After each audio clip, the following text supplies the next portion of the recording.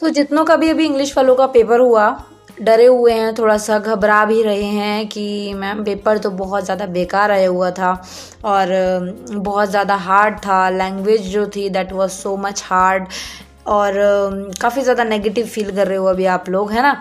तो यहाँ पर मैं आप लोगों को एक चीज़ बोलती हूँ कि देखो, अगर आप लोगों को 80 नंबर का पेपर था जिसके अंदर से 15 नंबर की मैंने बोला था आप लोगों को कॉम्प्रीहेंशन और नोट मेकिंग आएगा। अगर नोट मेकिंग में आप कुछ लिख कर आए हो, 3-4 लाइंस, 1-2 हेडिंग्स बनाकर आए हो, सो 2-3 नंबर वहाँ से देगा एग्जामिनर। ओके, कॉम्प्रीहेंशन में आपकी 10 नंबर की कॉम्प्रीहेंशन स्टार्टिंग में जो थी वो थी, उसके बाद में आपकी प्रोज से कॉम्प्रीहेंशन थी, चैप्टर से कॉम्प्रीहेंशन थी, जो कि आपको 15 से 20 नंबर की कॉम्प्रीहेंशन पेपर में मुझे देखने के लिए मिली, जो कि according to practice test paper ही थी, जैसा कि मैंने आप लोगों को बताया था। तो अगर 15-20 नंबर की कॉम्प्रीहेंशन है, अगर 10 नंबर का भी करके आए हो सो दैट इज़ इनफ, ठीक है। 10-12 नंबर का भी अगर करके आए हो कॉम्प्रीहेंशन में, क्योंकि सब में MCQs थे।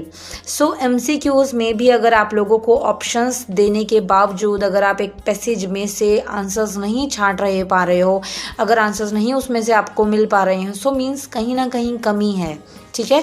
कहीं ना कहीं कमी हमारे अंदर भी होती है कि हम उस सब्जेक्ट को बहुत इजी, बहुत लाइटली लेकर चलते हैं पूरा साल, और एग्ज़ाम टाइम पर जो है वो बहुत प्रॉब्लम फेस करनी पड़ती है, जैसे अभी आप लोग कर रहे हो।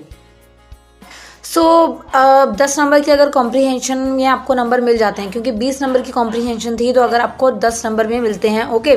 उसके बाद आपके बच जाते हैं लेटर, जो कि एक आया एडिटर के ऊपर लेटर आया, और रिपोर्ट जो है वो पॉल्यूशन वगैरह के ऊपर जो है आई, और नोट मेकिंग भी इस तरीके से, आर्टिकल मीन्स पैराग्राफ होता है वो भी आया। तो 15 नंबर की ये सारी चीज़ों में से आया।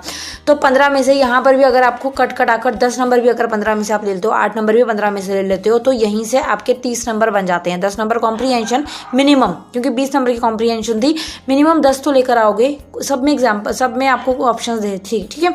उसके बाद में लेटर हो गया, नोटिस हो गया, और आर्टिकल हो गया, नोट मेकिंग हो गया। 20 नंबर का ये आया हुआ था आप लोगों के पास, तो 20 में से अगर आप लोग यहाँ पर भी 10, 12, 15 लेकर चलो तो 20 नंबर तो यही हो गए। उसके बाद आपकी ग्रामर आ जाती है, उसके बाद में आपके क्वेश्चन आंसर्स आ जाते हैं, लॉन्ग क्वेश्चन हो जाते हैं। तो आप लोगों को टोटल 30 नंबर का टारगेट रखना है कि 30 नंबर मेरे आ जाने चाहिए, जो कि बहुत आराम से आएंगे। ओके, डरने की, घबराने की जरूरत नहीं है। 24-25 नंबर तक भी अगर आप क्रॉस कर जाते हो ना, तो आराम से आपको ग्रेस मार्क्स देके पास कर दिया जाता है। So don't to worry, okay. Grace number मिलते हैं, अभी भी मिलेंगे, एक्स्ट्रा मार्क्स भी मिलते हैं। और वो बच्चे जो कुछ लिख कर आए हैं, शीट्स भर के आए हैं, अगर आपने 15 से ऊपर शीट्स भरी है ना, तो डेफिनेटली आप पास हो। बट वो स्टूडेंट्स को टेंशन लेने की ज़रूरत है जिन्होंने एम्प्टी शीट्स छोड़ी हैं, जिन्होंने कुछ लिखा ही नहीं है, तो वहाँ पर आप लोग प्रॉब्लम में फंस सकते हैं। तो इन चीज़ों का थोड़ा सा ध्यान रखो, पास हो जाओगे।